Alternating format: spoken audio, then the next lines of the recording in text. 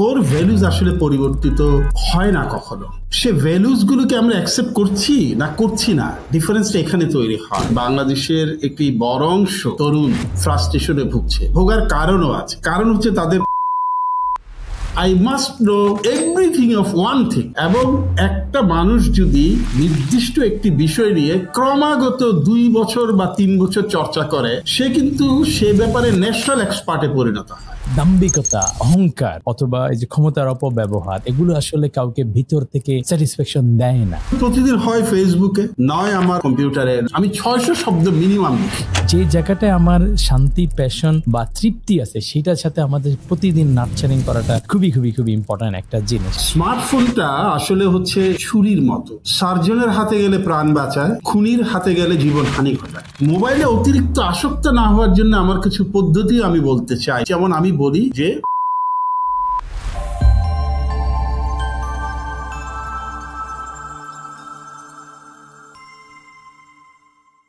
Welcome everyone আমাদের ground up Rockstar একটা special episode, এবং আমাদের সাথে আজকে মায়া ছড়ানোর জন্য আসুন মায়া ছড়াই বাদল স্যার আমাদের সাথে আছেন, যেটাকে আমরা বিভিন্নভাবে একজন লেখক হিসাবে, একজন স্টোরি টেলার হিসাবে জানি। হয়তো ওনার পিছনে আর একটা গল্প আছে, উনি একজন সরকারি কর্মজীবী এবং এনআরবি অর্থাৎ রেভিনিউ বোর্ডে কর্মরত আছেন। ওনার একটা লাইফ আছে, ওনার পার্সোনাল লাইফের অনেক অনেক গল্প। আমরা অনেকে ওনাকে স্টোরি টেলার হিসাবে জানলেও ওনার পিছনের গল্প, জীবনের গল্প এবং ওনার মায়া ছড়ানোর গল্প সম্পর্কে জানবো। সেজন্য আমি আজকে অনেক অনেক হ্যাপি স্যারকে আমাদের সাথে পাওয়ার জন্য। Thank you sir for joining us. অনেক ধন্যবাদ ঝঙ্কার, তোমাকে আমাকে আমন্ত্রণ জানানোর জন্য অনেক অনেক ধন্যবাদ। স্যার, আপনাকে আসলে আমি যেভাবে চিনি সেভাবে আমি ডেফিনেটলি সরকারি কর্মকর্তা হিসেবে চিনি না, আমি চিনি একজন স্টোরি টেলার হিসাবে। এবং আপনার মানে কিশোরদের মতো করে বোঝানোর একটা স্টাইল আছে আর কি, যেটার ভিতরে খুবই মনে হচ্ছে যে একজন কিশোরের সাথে একটু হালকা সিনিয়র একটা মানুষ কিছু একজন বলছে, পুরো কিশোর না কিন্তু কিশোরের জন্য বলতেছেন, এরকম একটা ভাইবে আমি একজন পাঠক হিসেবে পাইছি আর কি। তো স্যার, যদি আপনি আমাকে যদি আপনার হিস্ট্রিটা সম্পর্কে জানবো, লাইফ সম্পর্কে জানবো, আপনি প্রায় 30 বছরের উপরে মানে দেশের জন্য কাজ করে যাচ্ছেন একজন কর্মকর্তা হিসেবে। তার আগে আপনার স্টুডেন্ট লাইফও ছিল আর কি। কিন্তু মায়া ছড়ায়, এই মায়া ছড়ানোর নেশাটা আপনাকে কিভাবে পেলো আর কি, এইটা দিয়ে আমি শুরু করতে চাই আর কি। এটা একটি আমার জীবনের অত্যন্ত মোড় পরিবর্তনকারী ঘটনা। সেটা হচ্ছে যে আমরা তো আসলে মধ্যবিত্ত পরিবারে বড় হওয়া মানুষ। আমার বাবা একটি সরকারি চাকরি করতেন, স্বাভাবিকভাবে আমরা মধ্যবিত্ত পরিবারে বড় হয়েছি। তো যেহেতু আমাদের জীবিকা অর্জনের জন্য চাকুরি ছাড়া সেই মুহূর্তে আর কোনো গত্যন্তর ছিল না, এবং আমার বাবা সরকারি অফিসার ছিলেন, তো আমাদের তখন একটা ফার্স্ট টার্গেট ছিল যে আমরা সিভিল সার্ভিসে আসবো। তো 1993-তে যখন আমার সিভিল সার্ভিসের রেজাল্ট দিল, তো আমি খুবই খুশি ছিলাম, আই ওয়াজ ভেরি হ্যাপি। এবং আমার একটা ধারণা ছিল, মনে মনে আমি ভাবছিলাম যে অনেক কষ্ট করেছি মধ্যবিত্ত জীবনে, এখন টিউশনি করে চলেছি, যেহেতু বাবা রিটায়ার করেছিলেন, যে মোটামুটি একটা স্ট্রাগলিং লাইফ। এখন আমি যেহেতু একটু ভালো চাকরি পেয়েছি, এখন আমি কিন্তু নিজের মতো করে একটু এনজয় করবো লাইফটা। মজার ব্যাপার হচ্ছে আমার একজন শিক্ষক ছিলেন, তিনি কিন্তু স্কুলে আমাকে পড়াতেন, এবং স্কুলে উনি আমার মেন্টর ছিলেন। উনি আমার যখন এসএসসি পরীক্ষা, তখন উনি আমাকে রুটিন করে দিয়েছিলেন যে ভোর 3টায় উঠে আমাকে পড়তে বসতে হবে। হ্যাঁ, এবং আমি পড়ছি কিনা এটা দেখার জন্য উনি কিন্তু ফজরের নামাজের পরে আমাকে দেখতে আসতেন এবং নিচ থেকে ডাকতেন যে বাদল বাদল নিচে নেমে আয়। আমি নিচে গেলে উনি আমাকে নিয়ে হাঁটতে হাঁটতে, তখন মাত্র ভোর হয়েছে, এই যে পাড়ার হোটেল রেস্টুরেন্টগুলো খুলছে, সেখানে নিয়ে উনি আমাকে পরোটা এবং চা খাওয়াতেন, ডিম খাওয়াতেন। এই স্যার কিন্তু আমার পিছনে সবসময় লেগেছিলেন। এমনকি আমি যখন কলেজে পড়ি তখনও তিনি আমার নিয়মিত খবর নিতেন, ইউনিভার্সিটিতে পড়ি তখনও নিয়মিত খবর নিতেন, কিন্তু ভোরে আর আসতেন না, যেহেতু এখন আমি আর স্কুলে পড়ি না। তো যেদিন আমার বিসিএস পরীক্ষার রেজাল্ট দিল, সেদিন আমরা স্বাভাবিক বাসার সবাই খুব খুশি, বন্ধুরা এসছে, আত্মীয়রা এসছে, সবাই গল্প গুজব করেছি, আমি অনেক রাতে ঘুমোতে গিয়েছি। অনেক দিন পরদিন খুব ভোরে ফজরের নামাজের পর আমার সেই স্যার মহিউদ্দিন খান স্যার এসে উপস্থিত হলেন, এবং নিচ থেকে সেই পুরনো কণ্ঠে ডাকা শুরু করলেন যে বাদল বাদল নিচে আয় নিচে আয়। আমি খুব বিরক্ত হয়ে নামলাম যে অনেক রাতে ঘুমিয়েছি, স্যার এতদিন পর এত ভোরে আমাকে হাঁটতে এলেন, এখন তো আর আমাকে ডাকার দরকার নেই, কিন্তু আমি আসার পর স্যার বললেন যে চল হাঁটি। বলে রাখি আগেই কিন্তু আমি আগের দিনে কিন্তু স্যারকে আমার খবরটা দিয়ে এসেছিলাম। হাঁটতে হাঁটতে স্যার, আমরা একটা সরকারি কলোনিতে থাকতাম, হাঁটতে হাঁটতে স্যার আমাকে কলোনির বাইরে বড় রাস্তা, যেটা আমরা বলি মেইন রোড, সেখানে নিয়ে গেলেন। তারপর আমাকে বললেন যে আচ্ছা, তখন খুব ভোর, তখন মানে ক্লান্ত, মানে প্রায় অনিদ্রায় ভুগা রিক্সাওয়ালারা টুংটাং বেল বাজিয়ে রিক্সা নিয়ে বের হয়েছেন। হ্যাঁ, খুবই ক্লান্ত, চোখে ঘুম নিয়ে গার্মেন্টসে যে বোনরা কাজ করেন, যে কর্মীরা কাজ করেন, তারা সেই ভাঙা টিফিন ক্যারিয়ার নিয়ে গার্মেন্টসে যাচ্ছেন। তখন স্যার আমাকে একটু অদ্ভুত প্রশ্ন করলেন, সেটি হচ্ছে, আচ্ছা বাদল, তুই যে ইউনিভার্সিটি পর্যন্ত পড়েছিস, ক টাকা বেতন দিয়েছিস? আমি হিসেব করে দেখলাম আমি 1 টাকাও দেইনি। কেন? ক্লাস 5 পর্যন্ত আমি পড়েছি ফ্রি প্রাইমারি স্কুলে, সরকারি ফ্রি প্রাইমারি স্কুল। 5-এ বৃত্তি পাওয়ার কারণে আমি ক্লাস 8 পর্যন্ত ফ্রি পড়েছি। 8-এ বৃত্তি পাওয়ার কারণে আমি এসএসসি পর্যন্ত ফ্রি পড়েছি। এসএসসি রেজাল্টের কারণে আমি এইচএসসি পর্যন্ত ফ্রি পড়েছি। এইচএসসি রেজাল্টের কারণে আমি অনার্স ফ্রি পড়েছি। অনার্সের রেজাল্টের কারণে আমি মাস্টার্স ফ্রি পড়েছি।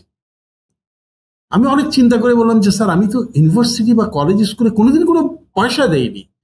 তখন তিনি বললেন, তোর এই পয়সাটা কারা দিয়েছিস জানিস? আমি বললাম, কারা স্যার? বললেন, এই যে দেখ, এই গরিব রিক্সাওয়ালা দিয়েছে, এই গরিব গার্মেন্টস কর্মী দিয়েছে।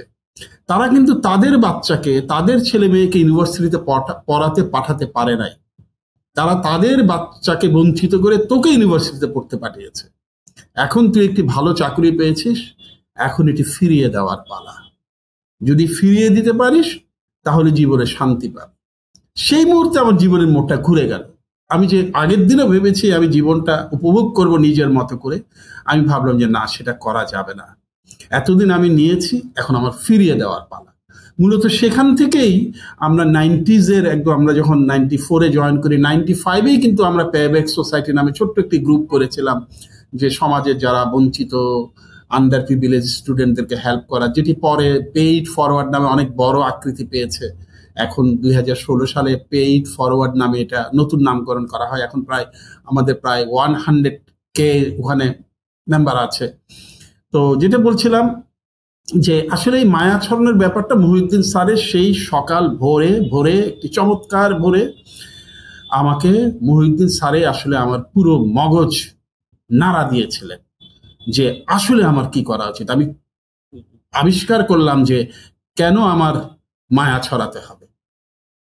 একজন শিক্ষকের অবদান আসলে অনস্বীকার্য, এবং একজন শিক্ষক আসলে মানুষ গড়ার যে কারিগর, এবং এমন একটা আপনাকে ছোটবেলায় তো যতটুকু সম্ভব ততটুকু গাইড করেছেন, সাপোর্ট করেছেন, পড়াশোনার আগে করেছেন, কিন্তু আপনার ভিতরে এমন একটা বীজ বপন করে দিলেন যখন আপনি একটা কর্মজীবনে প্রবেশ করতে যাচ্ছেন, সেইটা আসলে আনবিলিভেবল আর কি। এই একটা বীজ দিয়েই আসলে হয়তো আপনার একটা ভালো কথা, একটা সাজেশন দিয়ে হয়তো হাজার হাজার লাখ লাখ কিশোর কিশোরী বিভিন্ন সময় একটু ইন্সপায়ার্ড হয়, একটু ভালো কিছু করার চেষ্টা করে।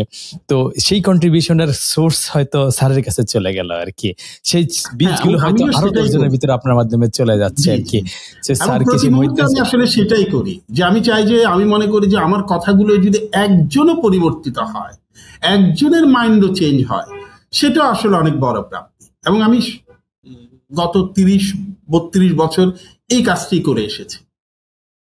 স্যার, আমরা একটু আপনার পিছনের দিকে যাব, তারপর আপনার লেখালেখির কাছে আসবো। আপনার অনেকগুলা কিশোর উপন্যাস সম্পর্কে আমাদের অনেকেরই ধারণা আছে, কিন্তু আপনার ভার্সিটি লাইফটার কথা যদি আমরা একটু চিন্তা করি আর কি, সম্ভবত ওই সময়টা আপনার ফাদার রিটায়ার্ড করে ফেলছেন বা কাছাকাছি সময়টাতে আপনি, এবং বিসিএস একটা ক্রেজ তখন ছিল কিনা আমি জানি না, মোস্ট লাইকলি হয়তো ছিল, এখন তো ডেফিনেটলি আছে। সেই আজ থেকে 30 বছর আগে আর কি, কিভাবে আপনি নিজেকে ভার্সিটি লাইফটাকে একটু পাস করছিলেন, কিভাবে অর্গানাইজ ছিলেন পড়াশোনার ব্যাপারে বা অন্যান্য টিউশনের ব্যাপারে কিছুটা আপনার ইঙ্গিত ছিল, তো সেই সময়টা সম্পর্কে যদি একটু ফের আপনার স্মৃতিচারণমূলক যাকে আর কি।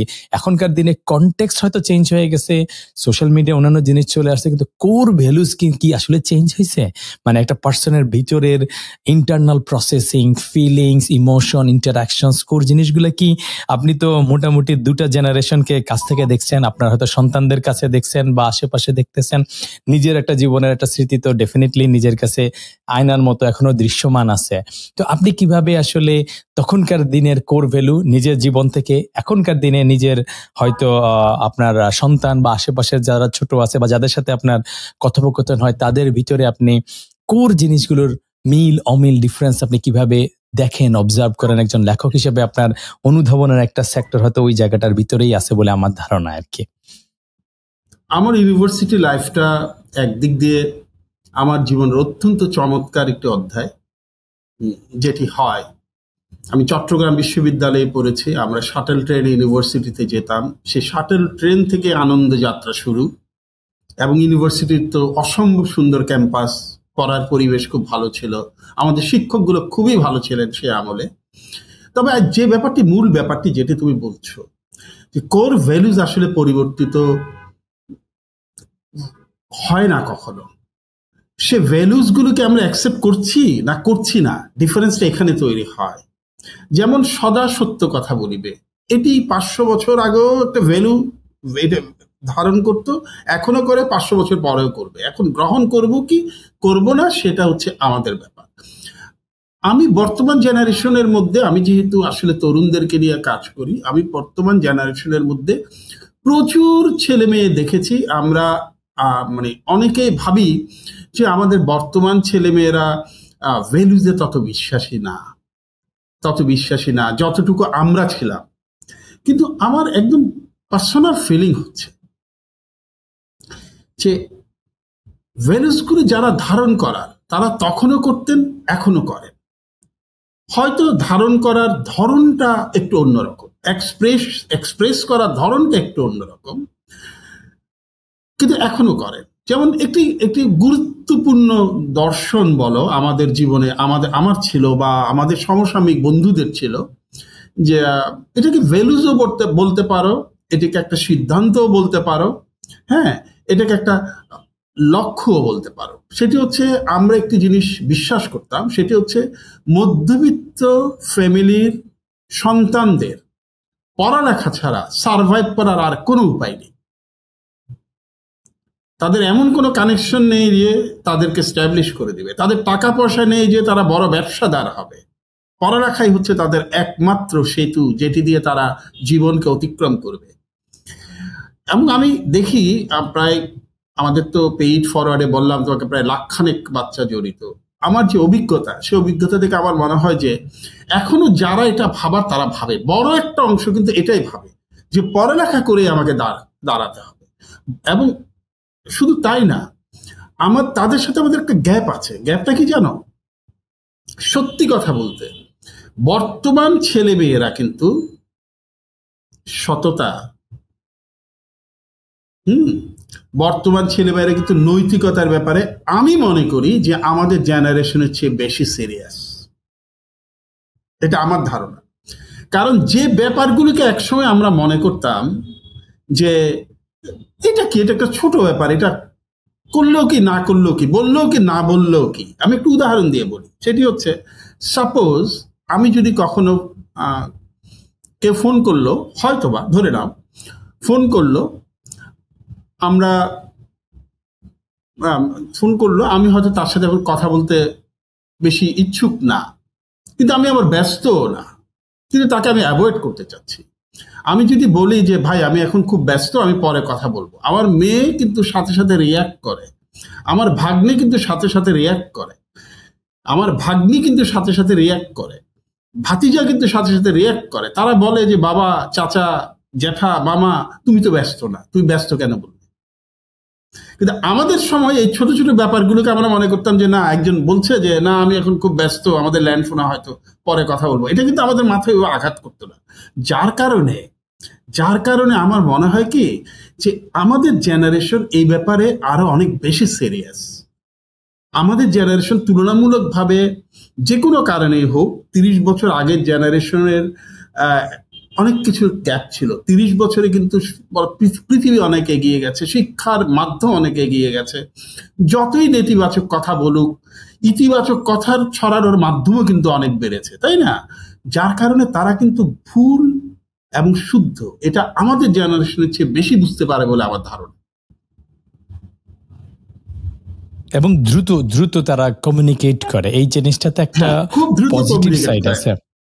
হ্যাঁ, তাদের Positive আরেকটা side. ব্যাপার হচ্ছে তারা কিন্তু স্পষ্টবাদী।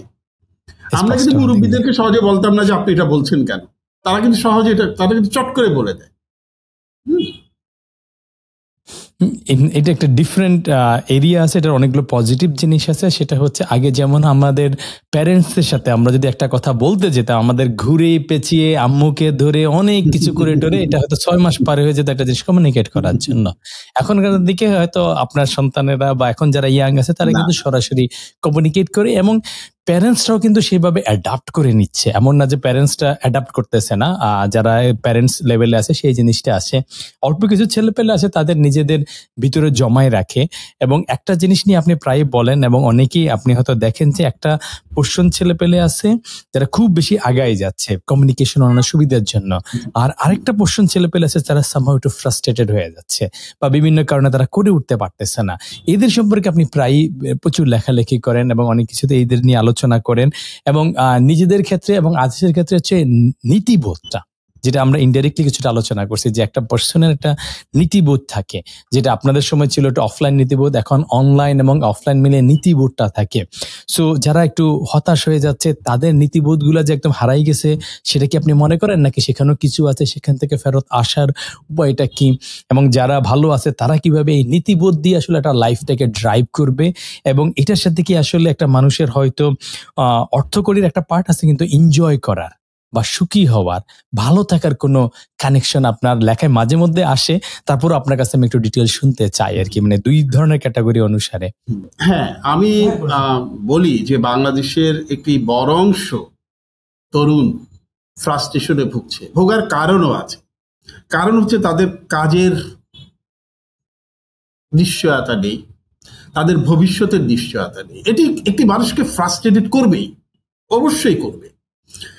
এই ফ্রাস্ট্রেশন নিয়েই কিন্তু আমাদেরকে ড্রাইভটা দিতে হবে। কারণ যদি ফ্রাস্ট্রেশন বা হতাশা না থাকে তাহলে কিন্তু আসলে ড্রাইভটাও আসে না। এখন প্রশ্ন হচ্ছে এই হতাশার কারণে সে কি ডুবে যাবে নাকি ভেসে উঠবে? আমি মনে করি তাদের ভাসা উচিত, এবং তারা ভাসতে পারে একভাবেই। এটি আমার মত। সেটি হচ্ছে আমাদের একটা বড় সমস্যা আছে। আমার নিজের সমস্যা বলি, I know something of everything, যেটা কোনো কাজের না। ভাষা জানি সবকিছু, কিন্তু ডিটেল কিছুই জানি না। ভালো হচ্ছে I must know everything of one thing. একটা জিনিসের ব্যাপারে আমাকে সবচেয়ে ভালো জানতে হবে, এবং একটা মানুষ যদি নির্দিষ্ট একটি বিষয় নিয়ে ক্রমাগত 2 বছর বা 3 বছর চর্চা করে, সে কিন্তু সে ব্যাপারে ন্যাশনাল এক্সপার্টে পরিণত হয়। তা আমার মতামত হচ্ছে যে তুমি যারা ফ্রাস্ট্রেটেড, তারা তোমার ভালো লাগার একটি ক্ষেত্র বেছে নিয়ে সেটাতে 2 বছর লেগে থাকো, দেখো কাজই তোমাকে খুঁজে নেবে, কাজই তোমাকে খুঁজে নেবে। আমি ছোট্ট একটি ঘটনা বলি। ঘটনাটি হচ্ছে আমরা যখন মানে ইউনিভার্সিটিতে পড়ি, তখন আমার এক বন্ধু ইউনিভার্সিটি পাশ করার পর তো আমরা বিভিন্ন পেশায় চলে গেলাম। তখন সে আমাদেরকে বলল যে আমি কোনো চাকরি করব না, আমার ভালো লাগে অটোমোবাইল। আমরা বললাম তুই অটোমোবাইলে তো তোর ব্যাকগ্রাউন্ড নাই, তুই অটোমোবাইল কি করবি? বলে না, আমি অটোমোবাইল নিয়ে কাজ করব। ঠিক আছে। এবং তার এই ব্যাপারে মানে কোনো পুঁথিগত বিদ্যা না থাকার কারণে পরেও সে সরাসরি মানে গ্যারাজে গিয়ে খুব সিরিয়াসলি এই কাজটা প্রায় 5 বছর শিখেছে। শেখার পরে সে অল্প পুঁজি দিয়ে একটি গাড়ির গ্যারাজ করেছে। সেটি এখন একটি বাংলাদেশের উল্লেখযোগ্য গ্যারাজ, এবং সে আমাদের চেয়ে অনেক বেশি পয়সা আলা। আমি এটাই বলতে চাচ্ছি যে আমি যদি হয়তো অটোমোবাইল ইঞ্জিনিয়ারিং পড়তে পারিনি যে কোনো কারণে হোক, বা পরে সে হাতে কলমে শিখে এই কাজটি করেছে। এবং তুমি দেশের বাইরে থাকো, তুমি জানো যে কিছুদিন আগে আমেরিকার ফিজিক্যাল সোসাইটির আন্তর্জাতিক কনভেনশন হয়ে গেল। সেখানে ফিজিক্সের অনেকগুলো নতুন আবিষ্কার উপস্থাপন করা হয়েছে যারা আদৌ ফিজিক্স পড়েন নাই, মানে পুঁথিগত ফিজিক্স পড়েন ইউনিভার্সিটিতে।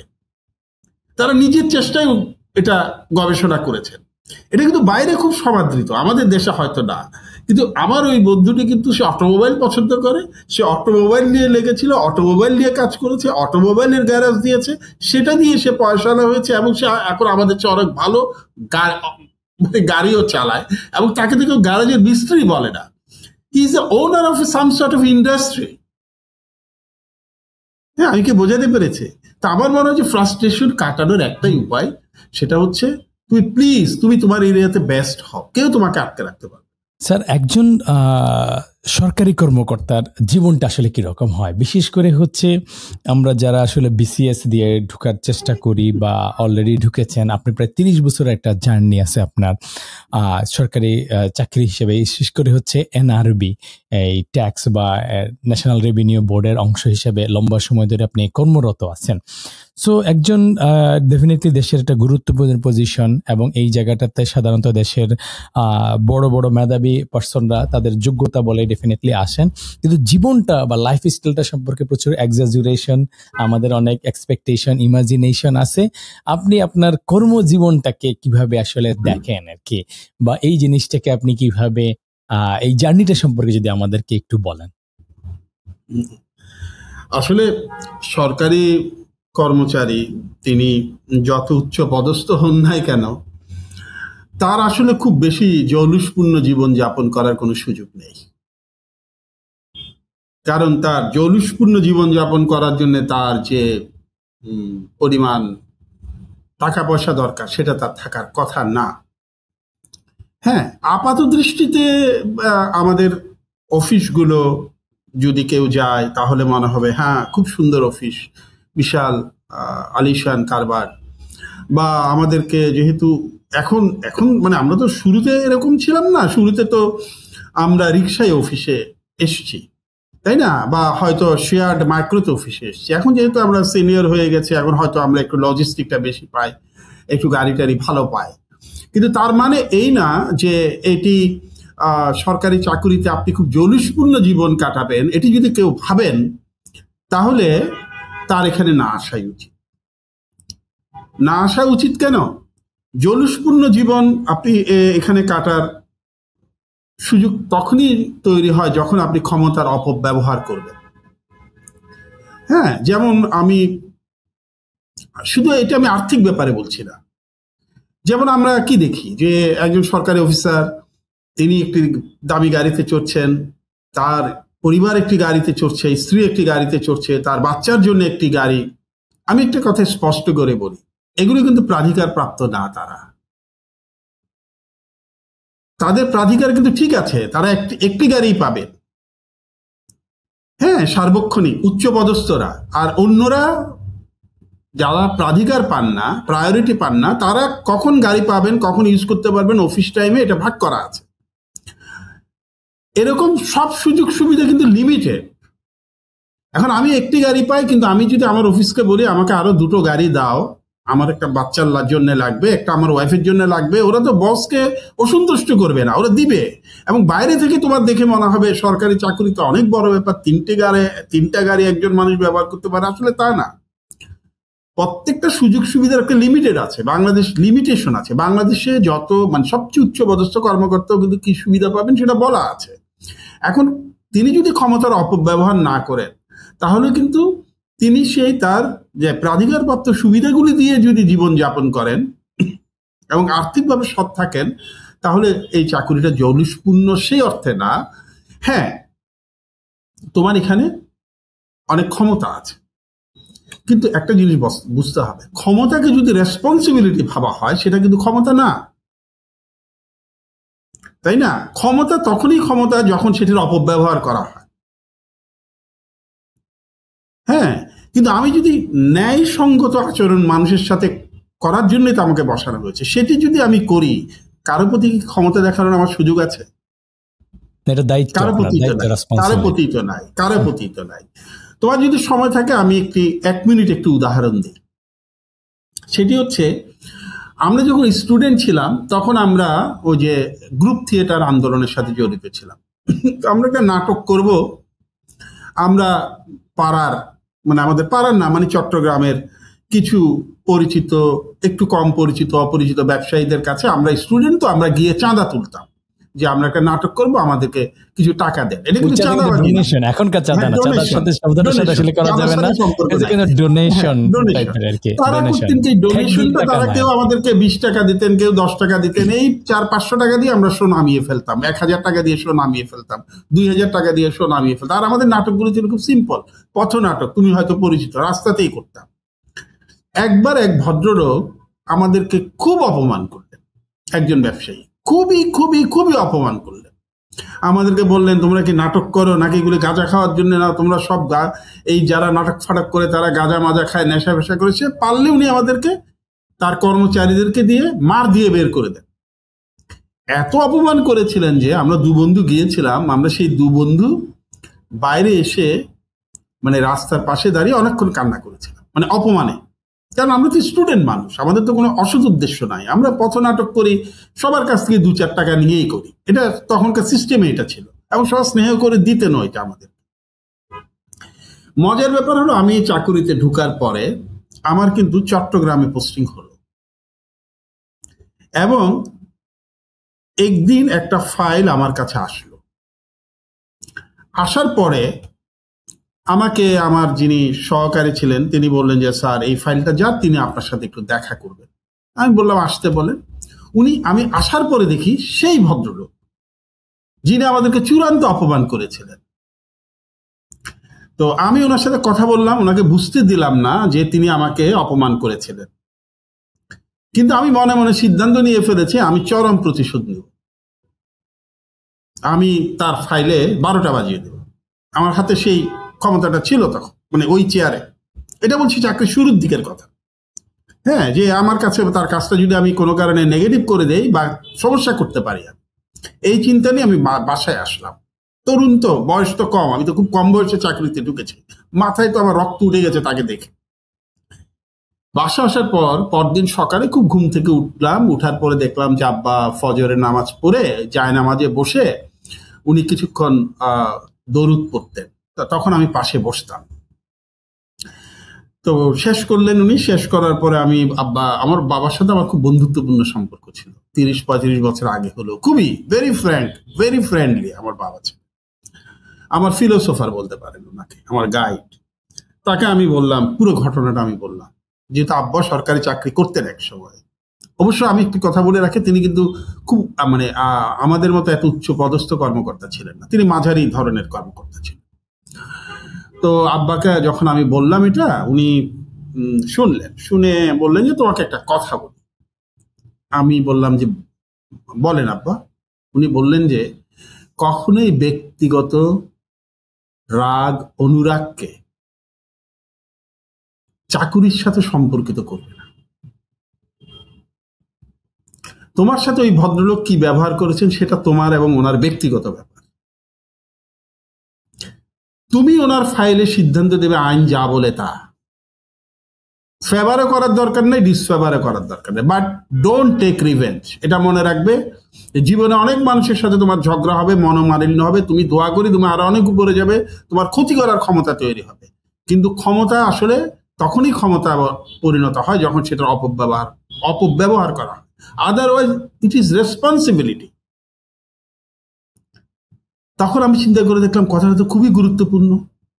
আমি তো আমার ব্যক্তিগত রাগ তার ফাইলে তুলতে পারি না, এবং আইনত যেটা করার আমি সেটাই করেছিলাম, এবং সিদ্ধান্ত তার পক্ষেই গিয়েছিল।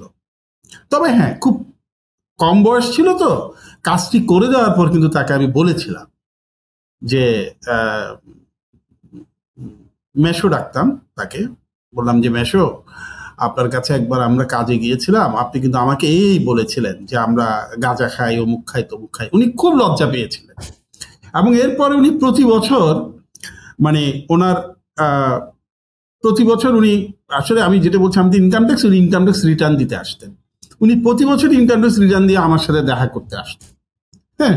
এবং আসার সময় উনি ছোট্ট একটা প্যাকেটে আমার জন্য মিষ্টি নিয়ে আসতেন, বলতে বাবা মিষ্টিটা চলো দুইজনে বসে খায়, আমার তো ডায়াবেটিস, বাসায় মিষ্টি খেতে দেয় না, হ্যাঁ। যতদিন বেঁচে ছিলেন মেশো কিন্তু আমার কাছে আসতেন, এবং he liked me as his own son. এটা তো একটা বড় তৃপ্তি। এটা আমি বোঝালাম এই কারণে যে আসলে ক্ষমতা বলতে কিছু নেই, government job is a responsibility মনে করলে ক্ষমতা দেখানোর সুযোগ নাই। আর ক্ষমতা দেখানোর যদি সুযোগ তুমি না নাও, তাহলে সরকারি চাকরিকে অত বড় কিছু মনে করার নাই। আমার আগেও এই চেয়ারে অনেকে বসছে, আমার পরেও বসবে, আমিও বসছি। কালকে চলে যাব, পরশু সবাই ভুলে যাবে। তাই এত জৌলুসপূর্ণ কিছু না আসলে। এটা স্যার শুধু সরকারি চাকরির ক্ষেত্রে না, এটা জীবনের সব জায়গাতে। আমরা হয়তো একজন ফ্যামিলিতে থাকি, হয়তো আজকে কারোর জন্য হয়তো ফ্যামিলির একজন আমি আর্নিং মেম্বার, তার মানে এইটা না যে আমি আজীবন ফ্যামিলির আর্নিং মেম্বার থাকবো। হয়তো কালকে আল্লাহ না করুক একটা সমস্যা আমি পড়ে যেতেই পারি। সো দাম্ভিকতা বা হচ্ছে অহংকার অথবা এই যে ক্ষমতার অপব্যবহার, এগুলো আসলে কাউকে ভিতর থেকে স্যাটিসফ্যাকশন দেয় না। বরং তার স্যাটিসফ্যাকশনটা পেতে হবে তার যেটা ন্যায্য সেটাকে সে তার জ্ঞান বুদ্ধি দিয়ে সঠিকভাবে প্রয়োগ করে এবং হাম্বল রাখাটা, বা আপনার যেই একটা লাইন আছে মায়া ছড়ায়, সেই মায়া দিয়ে থাকলেই আসলে একটা স্যাটিসফ্যাকশন জিনিস আসবে। সো আপনার সাথে আমাদের মানে ওটা আপনার পার্সোনাল লাইফের একটা জার্নি সম্পর্কে জানলাম, আপনার পার্সপেক্টিভ গুলো জানলাম, বাট আপনার সাথে হয়তো আমার মতো অনেকেরই পরিচয় আপনার লেখালেখি দিয়ে। সো লেখালেখি ডেফিনেটলি হয়তো আপনার প্যাশন বা নেশাও হতে পারে এখন, সেটা কিন্তু শুরুতে কিন্তু সেটা ডেফিনেটলি ছিল না। সো লেখালেখির জিনিসটা আসলে আপনার কাছে কিভাবে আসলো, মেবি শখ বা কিউরিওসিটি কিভাবে ছিল আর কি, এবং এটার সাথে আপনি জড়িয়ে গেলেন কিভাবে আর কি, সেটা সম্পর্কে মানে শুরুর দিকের। কারণ একটা সময় হয়তো মানুষের অনেক কিছুতে, হয়তো আপনার ক্ষেত্রে লেখালেখির ক্ষেত্রে, আরেকজনের ক্ষেত্রে অন্য কিছু একটা হতে পারে, তার একটা ইন্টারেস্ট, কিউরিওসিটি অথবা তার একটা আকর্ষণ কাজ করতে পারে, সেটা কিভাবে ড্রাইভ হয়। এখন আপনার হয়তো আমি হয়তো 20টা বা তার কাছাকাছি বই পাবলিশ হয়েছে, আমরা অনেকেই সেই বই থেকে হয়তো সে বিনোদন বা দিক নির্দেশনা পাচ্ছে, অন্যান্য জিনিসগুলো পাচ্ছে, বাট এটা তো ডেফিনেটলি শুরুতে অত চিন্তা মোস্ট লাইকলি ছিল না মেবি। সো লেখালেখির কিউরিওসিটি, ইন্টারেস্ট, এই জিনিসটা কিভাবে শুরু ছিল, দানা বাচ্চা কিভাবে, সেই জিনিসগুলো সম্পর্কে যদি একটু আমাদেরকে বলেন। আসলে আমার যত পরিচিতি তৈরি হয়েছে সবগুলোর আগে কিন্তু আমার লেখক পরিচিতি তৈরি হয়েছে। কারণ আমি কিন্তু লেখালেখি শুরু করি 1980 সালে, তার মানে 45 ইয়ার্স বিফোর, যখন আমি 1980-তে ক্লাস 8-এ পড়ি। এটার একটি কারণ আছে। আমরা একটি সরকারি কলোনিতে থাকতাম। সরকারি কলোনিতে কিন্তু অনেক ধরনের মানুষ থাকে এবং অনেক ধরনের চর্চা হয়, খেলাধুলা বলো, অনেক কিছু চর্চা হয়। আমাদের কলোনিতে নিয়মিত দেওয়াল পত্রিকা বেরোতো। হ্যাঁ, এবং আমার কিন্তু বই পড়ার অভ্যাস আরো আগ থেকে, অলমোস্ট ক্লাস 1 দেয়াল পত্রিকা অনেকে নাও চিনতে পারে, আমি চিনি। দেয়াল পত্রিকা সম্পর্কে যদি একটু বলে দেন আর কি স্যার। দেয়াল পত্রিকা তখন তো জানো যে দেওয়ালে টাঙিয়ে দিত পত্রিকাগুলো, হাতে লেখা। তখন বড় ভাইরা করতেন কি, সবাইকে লিখতে উৎসাহ দিতেন। এই তুই একটা কবিতা দিবি, তুই একটা ছড়া দিবি, তুই একটা গল্প দিবি, তুই একটা কিছু দিবি। আমাদের মধ্যে একটা কম্পিটিশন ওনারাই তৈরি করে দিয়েছিল যে কিছু একটা লিখতে হবে। এই লেখাটা যখন আমরা দেওয়াল পত্রিকা দিয়ে শুরু, এটা ইভেন 1980-রও আগে বলা যায়, আরো আগে, মানে মনে করো যখন 6-7-এ পড়ি, 78-9-এ। 80-র কথা বলছি এই কারণে, 1980-তে আমার প্রথম ছাপার অক্ষরে লেখা বের হয়। সেটি হচ্ছে আমার নিচতলায় অত্যন্ত মেধাবী একজন দাদা থাকতেন, অত্যন্ত মেধাবী ব্যক্তি জীবনে। তিনি প্রকৌশলী, সৌমিত্র কুমার মুচ্ছুদ্দি নাম, আমরা তাকে শঙ্কুদা রাখতাম। অসম্ভব মেধাবী। শঙ্কুদার লেখা দেখলাম যে পত্রপত্রিকা ছাপা হয়। আমরা মানে উনি নিচতলায় থাকতেন, আমরা উপরতলায়। আমার মাথায় ঢুকলো যে শঙ্কুদার লেখা যদি পত্রিকা ছাপা হতে পারে, আমারটা হবে না কেন? এই যে আসলে ভালো সঙ্গের যে একটা ভালো দিক, আমি করলাম কি, কয়েকটি ছড়া লিখে তখন ইত্তেফাকে কচিকাচার আসর একটি শিশু হতো, পাতা ছিল, রকুনুজ্জামান খান দাদাভাই ওটা দেখতেন, এবং আমরা নিজেরও কচিকাচার মেলা করতাম, ওখানে পাঠিয়ে দিলাম। কিছুদিন পরে দেখি একটি ছড়া ছাপা হয়েছে। এটা আমাকে আরো বেশি ড্রাইভ দিল যে তাহলে তো লেখা যায়। এরপরে প্রচুর কচিকাচার আসর, তারপরে যে সংবাদে যে রফিকুল হক দাদুভাই করতেন, খেলাঘর, সব জায়গায় দেখা গেল যে লেখা ছাপা হচ্ছে। 1982 সালে আমি ক্লাস 10-এ পড়ি, তখন এই যে জাতীয় শিশু কিশোর কবিতা লেখা প্রতিযোগিতায় আমি জসিমউদ্দিন একাডেমি আয়োজন করেছিল, সেটাতে আমি তৎকালীন রাষ্ট্রপতি আব্দুল সাত্তার সাহেব পুরস্কার দিয়েছিলেন, সেটা পেয়েছিলাম আমরা 7 জন।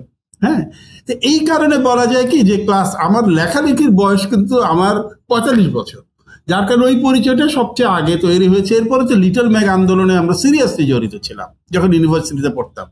আমার কিন্তু গদ্যে পরে এসছি, আমার পরিচয় ছিল কিন্তু গদ্য লেখক হিসাবে, কবিতা লেখক হিসাবে। লিটল ম্যাগাজিনে আমরা প্রচুর লিখেছি, এরশাদ বিরোধী আন্দোলনের সময় আমরা প্রচুর লিখেছি। ঢাকার সাহিত্য পত্রিকাগুলোতে বা চট্টগ্রামের সাহিত্য পত্রিকাগুলোতে লিখতাম। লেখালেখিটা আমার রক্তে, ওটা আমার প্রথম পরিচয়। এবং আমাকে যদি কেউ বলে যে কোন পরিচয়ে তুমি শেষ পর্যন্ত মানুষের মধ্যে বেঁচে থাকতে চাও, আমি কিন্তু লেখক হিসেবে বেঁচে থাকতে চাই।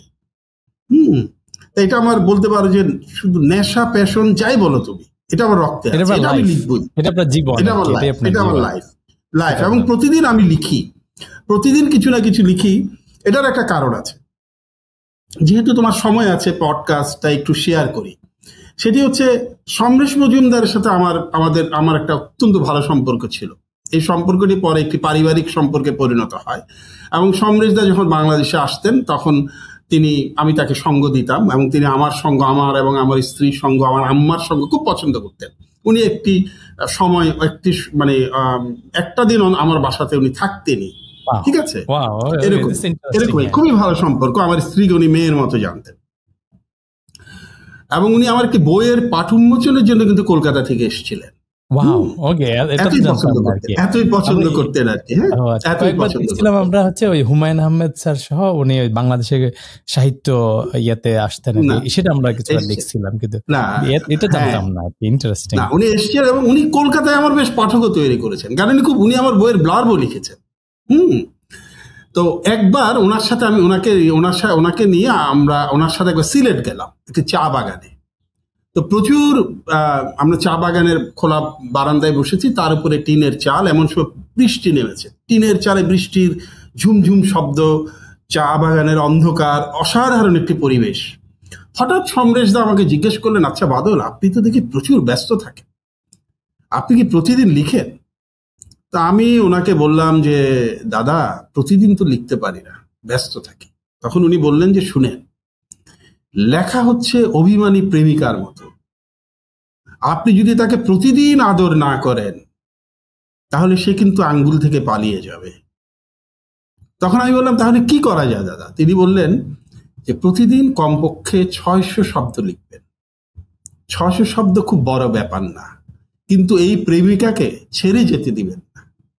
যার কারণে আমি প্রতিদিন হয় ফেসবুকে, নয় আমার অন্য কোনো আমার কম্পিউটারে, ল্যাপটপে আমি 600 শব্দ মিনিমাম লিখি, কোনো না কোনো ভাবে। হ্যাঁ, তো এই প্রসঙ্গটা আসলো এই কারণে যে তোমার প্রশ্নের ইয়েতে যে এইভাবে না লেখালেখিটা আসলে আমার এক ধরনের প্রেমিকাতে পরিণত হয়েছে। হ্যাঁ, সেটা ডেফিনেটলি। এবং এই জিনিসটা লাস্টের পার্টটা খুবই ইম্পর্টেন্ট, যেটা হয়তো আমরা সমরেশ মজুমদারের, আমরা যারা কিছু বই পড়ছি তারা ডেফিনেটলি সমরেশ মজুমদারের সাথে পরিচিত আছি। তো এই জিনিসটা খুবই ইম্পর্টেন্ট। এটা শুধুমাত্র যে লেখালেখির ক্ষেত্রে না, যে কোনো প্রফেশনের ক্ষেত্রে আর কি। স্যার কিছুক্ষণ আগে বলতেছিলেন যে 2 বছর বা 3 বছর যদি কোনো একটা জায়গায় আমরা সিরিয়াস টাইম দিতে পারি, তাহলে সেই জায়গাটায় ভালো হতে আমরা বাধ্য। তার মানে একজন কালজয়ী লেখক হচ্ছে সমরেশ মজুমদার। তিনি যখন বলছেন যে আমাদেরকে এভরি সিঙ্গেল ডেতে 600 শব্দ, এটা মডারেট একটা টার্গেট। 600 শব্দ মডারেট, মেবি হয়তো আমাদের 2 পাতা বা 3 পাতা কিছু একটা লেখার আমরা হয়তো মোটামুটি 600 শব্দের কাছাকাছি হয়তো হয় আর কি। কম্পিউটার হয়তো আর একটু কম জায়গার ভিতরে হইতে পারে, হাতে লিখতে গেলে একটু বড় বেশি জায়গা লাগতে পারে। কিন্তু একটু কাজ করাটা লাইফে যেটা ভাল লাগে, স্যারের হয়তো লেখালেখি ভালো লাগে, আরেকজনের হয়তো অন্য কিছু ভালো লাগে, ক্রিয়েটিভ কিছু হতে পারে, প্রফেশনাল কিছু হতে পারে, ডাজন্ট ম্যাটার। যে আমি যেই জায়গাটায় নিজের শান্তি পাই, তৃপ্তি পাই। কারণ চাকরি আমাদের লাইফের বড় একটা অংশ। কারো কারো ক্ষেত্রে চাকরি তার জীবন হতে পারে, কারো কারো ক্ষেত্রে জীবন নাও হতে পারে। বাট যে জায়গাটায় আমার শান্তি, প্যাশন বা তৃপ্তি আছে, সেটার সাথে আমাদের প্রতিদিন নার্চারিং করাটা খুবই খুবই খুবই ইম্পর্ট্যান্ট একটা জিনিস আর কি। সো এটা খুবই চমৎকার একটা লার্নিং, সমরেশ মজুমদারের লার্নিং স্যারের মাধ্যমে আমরা পেয়ে গেছি, এবং এটা ডেফিনেটলি একটা ইন্টারেস্টিং। এটা আমি কখনো চিন্তাও করি নাই যে সমরেশ মজুমদারের সাথে স্যারের একটা কানেকশন থাকবে, এবং এই টাইপের মানুষজনের সাথে সমরেশ মজুমদারের সাথে স্যার আপনার কানেকশনটা কিভাবে হলো আর কি, সেটা সম্পর্কে যদি একটু বলেন আর কি, আই এম কিউরিয়াস আর কি। এটা হচ্ছে কি, এটার একটা মজার হিস্ট্রি আছে। সেটা হচ্ছে, আমি তো আসলে যখন সিভিল সার্ভিস পরীক্ষা দেই, আমি কিন্তু ফার্স্ট চয়েসেই দিয়েছিলাম ইনকাম ট্যাক্স। আমাকে ভাইবা বোর্ডে জিজ্ঞেস করা হয়েছিল যে, এবং আমি কিন্তু মোটামুটি রেজাল্ট আমার খুব ভালো ছিল। আমার কথা কি শোনা যাচ্ছে? আমার রেজাল্ট কিন্তু ভালো ছিল, আমি মোটামুটি প্রথম দিকেই, মানে বেশ প্রথম দিকেই ছিলাম। ভাইবা বোর্ডে আমাকে জিজ্ঞেস করা হয়েছিল যে তুমি ট্যাক্সেশন কেন প্রথম পছন্দ দিলে। আমি তো জানতাম এই প্রশ্নটা করবে, তো আমি মোটামুটি একটা প্রস্তুতিও নিয়ে গিয়েছিলাম, এবং যেটা সত্যি আমি সেটাই বলেছিলাম। আমি বললাম যে স্যার, দীপাবলির প্রতি প্রবল আসক্তির কারণে, ভয়ে প্রেম বলতে পারি নাই। একজন অবাক হয়ে বললেন, দীপাবলি, হু ইজ শি? আর একজন লেডিও ছিলেন, তিনি হাসতে হাসতে বললেন, কি সাতকাহনের নায়িকা দীপাবলি? আমি বললাম জি। আমি যখন বিসিএস পরীক্ষার ফর্ম ফিল আপ করি, তখন আমি সাতকাহন পড়ে শেষ করেছি, এবং দীপাবলির প্রতি আমি তখন প্রবল আসক্ত। তিনি ইনকাম ট্যাক্স অফিসার ছিলেন, আমি আর কিছু চিন্তা না করে ইনকাম ট্যাক্স প্রথম পছন্দ দিয়ে দিয়েছি। অনেক বছর পর, তখন আমি চট্টগ্রামে কর্মরত, সমরেশ দা বাতিঘরের একটি প্রোগ্রামে এসেছিলেন, আমার সাথে তখন পরিচয় নাই। উনি একটি ভক্তদের উদ্দেশ্যে কথা বললেন, কথার শেষে প্রশ্নোত্তর পর্ব। তো আমি দাঁড়িয়ে বললাম যে দাদা, আমার একটা কথা ছিল। তখন বললেন যে বলেন। আমি বললাম যে দাদা, আমারটি প্রশ্ন না, আমার হচ্ছে আপনাকে দায়ী করা। তিনি বললেন, কিসের জন্য আপনি আমাকে দায়ী করবেন? হাসতে হাসতে আমি বললাম যে কারণ আপনি আমাকে শহরের সবচেয়ে অজনপ্রিয় মানুষদের একজনে পরিণত করেছেন। তিনি বললেন, কিভাবে? আমি বললাম যে আপনার সাতকাহন পরে, দীপাবলির প্রেমে পড়ে আমি ইনকাম ট্যাক্স অফিসার হয়েছি, এখন আমার স্ত্রীও আমার সাথে মন খুলে কথা বলে না। হ্যাঁ, তিনি হো করে হেসে উঠলেন। তারপর অনুষ্ঠান শেষে তিনি বাতিঘরের যিনি আছেন দীপঙ্কর দা, তাকে বললেন যে ওই ভদ্রলোককে একটু আমার সাথে পরিচয়, আমার কাছে একটু নিয়ে এসো। উনি বিপিসি রেস্ট হাউসে উঠেছিলেন চট্টগ্রামে, সেখানে আমাকে নিয়ে যান। সেখান থেকেই আসলে ওনার সাথে আমার সান্নিধ্য, এবং উনি একসময় আমাকে খুবই পছন্দ করা শুরু করেন। এবং উনি আসলে খুব, আমার একটি ব্যাপার সবসময় আমাকে কষ্ট দেবে, সেটি হচ্ছে উনি মারা যাওয়ার 2 দিন আগে আমাকে ফোন করেছিলেন। ফোন করে বলেছিলেন যে বাদল, আমি একটি পত্রিকার অনুষ্ঠানে ঢাকা আসব, তখন আমি ঢাকায় পোস্টেড, তবে আমি কিন্তু শুধু ওদের অনুষ্ঠানে অ্যাটেন্ড করবো, আমি কিন্তু থাকবো তোমার সাথে, ততদিনে তুমি তো চলে এসছে সম্পর্ক, আমি কিন্তু থাকবো তোমার সাথে। আমি বললাম যে দাদা, কোনো অসুবিধা নাই, আপনি আমার সাথেই থাকবেন। আমি বললেন যে তোমাকে আমাকে কিন্তু নিয়ে বিভিন্ন জায়গায় যেতে হবে, নয়তো আমার ফ্যামিলি বলে দিয়েছে যে বাদল দা এবং যদি দিদি, মানে আমার ওয়াইফ, ওনারা থাকে তাহলে তোমার আমাকে যেতে দিবে, নয়তো দিবে না। হ্যাঁ, এবং দীপঙ্কর দা যদি থাকে। আমি বললাম না দাদা, কোনো অসুবিধা নেই, আপনি আসেন, আমরা আছি। একদিন পরেই শুনলাম উনি হসপিটালে গেলেন, তারপর দিন উনি মারা গেলেন। এবং উনি মারা যাওয়ার পর ওনার অত্যন্ত ঘনিষ্ঠ বন্ধু দেবাশিস দা, উনি আমাকে ফোন করে বললেন, উনিও বাংলাদেশে সবসময় আসতেন সমরেশ দার সাথে, বললেন যে বাদল, সমরেশ দার আর আপনার আতিথ্য গ্রহণের সুযোগ হবে না। It was very shocking for me.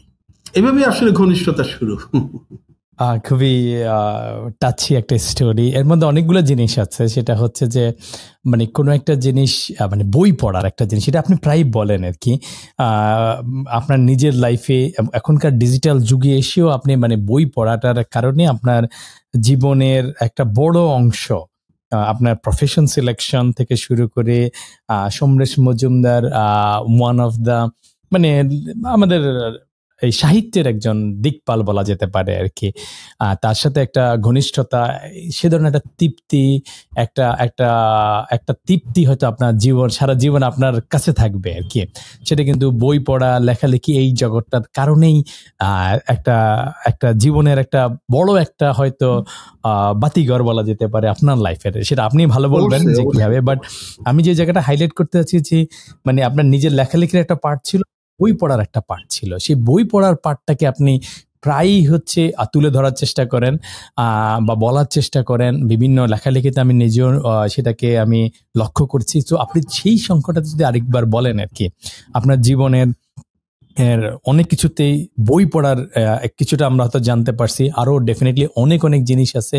তো আপনি নিজে আসলে বই মানে কিভাবে পড়েন, এখনো কিভাবে পড়েন, কিভাবে বইয়ের সিলেক্ট করেন, এবং কিভাবে বইটা থেকে হচ্ছে আপনার নিজের জীবনের একটা অংশ হয়তো আমি বিভিন্ন জায়গায় ধারণা পাই, আপনি সেটা সম্পর্কে যদি আমাদেরকে একটু বলেন আর কি।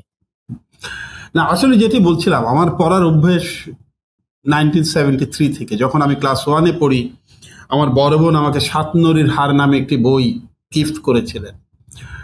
বইটি পেয়ে আমি খুব বিরক্ত হয়েছিলাম, কারণ আপা তখন তার নতুন বিয়ে হয়েছে। আপা সবার জন্য বিভিন্ন ধরনের গিফট এনেছেন, কারো জন্য কাপড়, কারো জন্য এটা, কারো জন্য এটা, আমার জন্য এনেছেন বই। আমার তো মহা বিরক্তি যে সবার জন্য বইয়ের এত সুন্দর সুন্দর গিফট, আমার জন্য বই। আমি এমনি পড়ার টেবিলে আমাকে হাতি দিয়ে টেনে নিয়ে যাওয়া যায় না। আমি প্রথমে ভেবেছিলাম এই বইটা বিক্রি করে দিয়ে আমি কটকটি খাবো। তখন তো কটকটি পাওয়া যেত বই দিয়ে। হ্যাঁ, কটকটি ওলাকে খুঁজতে যখন যাব বইটা নিয়ে 2-1 দিন পরে, হ্যাঁ, টুকটুক করে কলোনির বাসার নিচেই ওরা আসতো পুরোনো জিনিস কটকটি দিয়ে, এইসব জিনিস বইপত্র এটা সেটা নিত। চিন্তা করতে পারবে না কিন্তু। হ্যাঁ, তখন ভাবলাম যে একটু উল্টে দেখি। সেটা অনেক কিছুর বিনিময়ে বই কাগজ যা ছিল রিউজেবল জিনিসগুলোকে মাধ্যমে ওরা হচ্ছে সুইট ডেজার্ট টাইপের একটা আইটেম, খুবই হার্ড শেলের আর কি, সেটাকে দিত এবং কেটে কেটে কেটে চিটাগুড় টাইপের বলে হয়তো এখন ভালোভাবে, সেই জিনিসটা দিত আর কি। মানে childhood memory for offline generation আর কি। অফলাইন ঠিক ঠিক। ভাবলাম যে যেহেতু কটকটিওয়ালা মানে এখনো আসছে না, একটু উল্টে দেখি। প্রথমে পড়লাম ডালিম কুমার নামের একটি গল্প, পরে খুব মুগ্ধ। তারপরে বললাম সুচ কুমারী, এই যে একটা রাজকন্যা ঘুমিয়ে তাকে সুচ ফুটিয়ে ফুটিয়ে ঘুম থেকে জাগিয়ে তুলতে হয়। তারপরে বোকা জলদস্যু, বয়মের মধ্যে হাত আটকে গিয়ে মারা যায়। গল্পগুলো হয়তো তুমিও পড়েছো। পড়তে পড়তে মনে হলো অসাধারণ, তো গল্প পড়তে তো খুব ভালো, গল্প বই পড়তে খুবই চমৎকার, ছোটবেলায় গল্প খুবই মজা। এই যে মজাটা পেয়ে গেলাম, মানে 52 বছর হয়ে গেল, মজাটা আসলে ছাড়তে পারি। হ্যাঁ, এখনো একই মজা পাই, একই মুগ্ধতা। তবে তুমি যেটা বললে বই কিভাবে বাছাই করি, আমি একটি কথা বলি, দুনিয়ার অনেক সেরা বই কিন্তু আমার পড়া হয়নি। বাংলা সাহিত্য বলো, বিশ্ব সাহিত্য বলো, পৃথিবীর অনেক ভালো বই আমার পড়া হয় না, যেগুলি খুব কমন। কারণ কি জানো, আমি সেই বইটি পড়ি যেটি পড়তে আমার ভালো লাগে। মানে একটি বই ক্লাসিক, কিন্তু আমার হয়তো ভালো লাগছে না, আমি কিন্তু সেটা জোর করে পড়ি না। মানে 10 জন পড়েছেন বলে, 100 জন পড়েছেন বলে ক্লাসিক বলে আমার পড়তে হবে, এই নীতিতে আমি বিশ্বাসী না। আমি যেটা ভালো লাগে সেটা থ্রিলার হলেও পড়ি, সেটা ফিকশন হলেও পড়ি, সায়েন্স ফিকশন হলেও পড়ি, সেটা যদি কোনো গবেষণা গ্রন্থ হয় সেটাও পড়ি। মোট কথা আমার ভালো লাগতে হবে। আমাকে যদি কেউ জিজ্ঞেস করে স্যার কোন বই পড়বো, আমি এক কথাই উত্তর দিই, যে বই ভালো লাগে সেই বই পড়ো। Thank you sir. আরেকটা জিনিস হচ্ছে, বইয়ের একটা অপোজিট একটা প্রতিদ্বন্দ্বী আসলে হয় না, কিন্তু তারপরেও আমি অনেক ক্ষেত্রে বলে ফেলি। কারণ আমাদের আগে যখন ছিল, আমাদের জানার হোক, বিনোদনের হোক বা অন্যান্য মাধ্যম ছিল কিন্তু বই আর কি। ইনফরমেশন, তথ্য হোক, নলেজ হোক, সব কিছুর একটা অংশ ছিল হচ্ছে বই। যারা অফলাইন জেনারেশন তাদের কাছে লাইব্রেরি এই জিনিসটা ছিল। ইয়াং জেনারেশনের কাছে কিন্তু ওইটার অল্টারনেটিভ বই তো ডেফিনেটলি এখন আছে, কিন্তু স্মার্টফোনটা হচ্ছে একটা জিনিস হয়ে গেছে। তো স্মার্টফোনটা স্পেশালি ছোট বাচ্চাদেরকে বিভিন্ন সময় হচ্ছে প্যারেন্টসরা দিয়ে দেয়, বা ইয়াং জেনারেশনও অনেকে স্মার্টফোনে অ্যাডিক্টেড হয়ে যায় আনফর্চুনেটলি।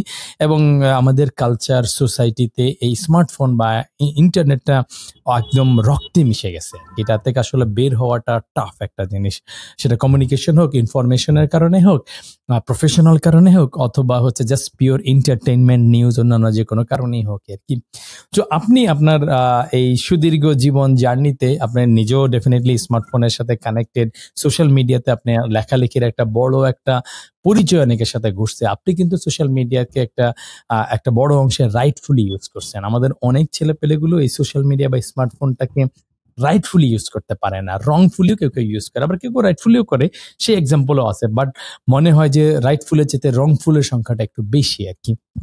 সো তাদেরকে আপনি কিভাবে হচ্ছে আপনার নিজের জীবন থেকে বা নিজে যেভাবে ইউজ করতেছেন সেখান থেকে যদি হচ্ছে আপনার অ্যাপ্রোচ, আপনার স্টাইল বা আপনার দর্শন সম্পর্কে যদি বলেন, যে সোশ্যাল মিডিয়া, স্মার্টফোন, ছোট বয়সে বা মাঝারি বয়সে যারা আছে, কিশোর কিশোরী আছে, তরুণ তরুণী আছে, তাদের জন্য যদি আপনি বলেন আর কি। এ ব্যাপারে আমার একটা লেখাও আছে যে আমার বাচ্চাকে আমি কেন গ্যাজেট দেব না। স্মার্টফোনটা আসলে হচ্ছে ছুরির মতো, সার্জনের হাতে গেলে প্রাণ বাঁচায়, খুনির হাতে গেলে জীবন হানি ঘটায়, তাই না? তাই স্মার্টফোন ব্যবহারে খুবই সাবধান হতে হবে, 1 নাম্বার। 2 নাম্বার হচ্ছে তাদের হাতে স্মার্টফোন দেওয়া যাবে না যারা বুঝবে না যে স্মার্টফোনে কারণে তাদের ভবিষ্যৎ নষ্ট হতে পারে বা যারা এডিক্টেড হয়ে যাবে। যেমন ব্যক্তিগতভাবে আমি ব্যক্তি জীবনে আমি একটা নিরন্তর লড়াইয়ের মধ্যে আছি। লড়াইটা কি জানো? নিজের ফ্যামিলি মেম্বারদেরকে বোঝানো, এক্সটেন্ডেড ফ্যামিলি মেম্বারদেরকে বোঝানো, বন্ধু বান্ধবদেরকে বোঝানো, প্লিজ বাচ্চা কাচ্চাকে মোবাইল দিও না। আমার একটা সেট রুল আছে, সে রুলটা হচ্ছে ইন্টারমিডিয়েট কলেজে ঢুকার আগে কোনো মোবাইল দেওয়া যাবে। আমি আমার মেয়েকেও দেই নেই। আমার মেয়ে কিন্তু তাও কলেজে ঢোকার পরে 2nd ইয়ারে গিয়ে তার প্রথম মোবাইল সে পায়, তাও তা কলেজ থেকে বলার কারণে, যে কলেজ থেকে আমাদেরকে বলা হয়েছিল যে আপনাদের মাধ্যমে ওর সাথে বারবার আমাদের যোগাযোগ করতে, সেটা না করে যদি ওকে কাইন্ডলি একটা মোবাইল দেন আমরা ডাইরেক্ট ওর সাথে কমিউনিকেট করব, কারণ তখন কোভিড পিরিয়ড চলছিল। হ্যাঁ, আমি ব্যক্তিগতভাবে কোনোভাবেই কলেজের আগে মোবাইল দেওয়ার পক্ষে না। আমি গার্ডিয়ানদেরকে অনুরোধ করবো, বিশেষ করে আরেকটা অত্যন্ত বাজে ব্যাপার, সেটা হচ্ছে এখন পৃথিবীর সবচেয়ে বাজে বেবি সিটার, পৃথিবীর সবচেয়ে বিধ্বংসী বেবি সিটারে পরিণত হয়েছে মোবাইল ফোন। মায়েরা মোবাইল ফোন দিয়ে বাচ্চাদের সেবা করে, বাচ্চাদের শান্ত করে, মোবাইল ফোন দিয়ে বাচ্চাদের খাওয়ায়, তাই না? আমি বলি এটির মতো বিধ্বংসী আর কিছু নেই। পৃথিবীর সবচেয়ে খারাপ বেবি সিটার হচ্ছে মোবাইল ফোন। তাই বাচ্চাদের ক্ষেত্রে আমার একটু উপদেশ হলো মা বাবার কাছে, যে 5 বছরের আগে বাচ্চার সামনে মোবাইল ফোন নেবেনই না। কারণ সে যে পরিমাণ বাচ্চারা মোবাইল ফোনে আসক্ত, 2, 2.5 বছর 3 বছরের বাচ্চারা, তাদেরকে অন্য কোনো দিকে নিয়ে যাওয়া কিন্তু ভয়ঙ্কর কঠিন হবে। আরেকটি বড় কারণ আছে, সেটি হচ্ছে তাদের কিন্তু কথা বলতে সমস্যা হচ্ছে, কথা মানে তাদের বল ফুটতে সমস্যা হচ্ছে। কেন জানো? কারণ তারা মোবাইলে শুনছে এক ধরনের ভাষা, ইংরেজি, আরবি, অন্যান্য হিন্দি, বাসায় শুনছে বাংলা, তারা কোন ভাষাটা পিক করবে বুঝতে পারে না। এই কনফিউশনের কারণে বিশেষজ্ঞরা বলেন যে বাচ্চাদেরকে মোবাইল না দেওয়াই ভালো। সব মিলিয়ে মোবাইল একটি বিধ্বংসী যন্ত্র, আবার মোবাইলের মতো রিসোর্সফুল যন্ত্র আর কিছু নাই স্মার্টফোনের মতো। তাই একটি বয়স পর্যন্ত আমি মোবাইল চূড়ান্তভাবে নিরুৎসাহিত করি, সেটি হচ্ছে কলেজে যাওয়া পর্যন্ত। আর কলেজের পরে যখন মোবাইল হাতে আসবে তখন আমার উপদেশ হলো এটা যাতে বুদ্ধিমানের মতো ইউজ করে, ইন্টেলিজেন্টলি ইউজ করে, এটাকে যাতে রিসোর্স হিসাবে ইউজ করে। It's a tool for your own development. এবং মোবাইলে অতিরিক্ত আসক্ত না হওয়ার জন্য আমার কিছু পদ্ধতি আমি বলতে চাই, সবসময় বলি। যেমন আমি বলি যে একটি নির্দিষ্ট টাইম অফ লিমিট করা উচিত, যে এই সময়টা আমি মোবাইল ধরবো, এই সময়টা আমি পূর্ণ মনোযোগ দেবো আমার কাজে, ঠিক আছে? সপ্তাহে 1 দিন আমি স্মার্টফোনে কোনো ধরনের ইন্টারনেট ব্রাউজ করব না, ঠিক আছে?